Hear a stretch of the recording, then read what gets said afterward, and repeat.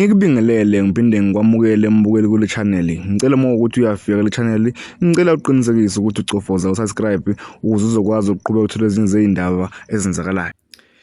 Ngane zakwethu sekuvela umbiko othi umholi webandla lakwaShembe ubaba uNyazi Zulu ubephelezelwe amaphoyisa ophiko lwe-NIU ngesikhathi etheleka eThekwini ngemuva kokusabalala kwe-voice note ezinkundleni zokuxhumana ebithi abathile bafuna ukumsoconga.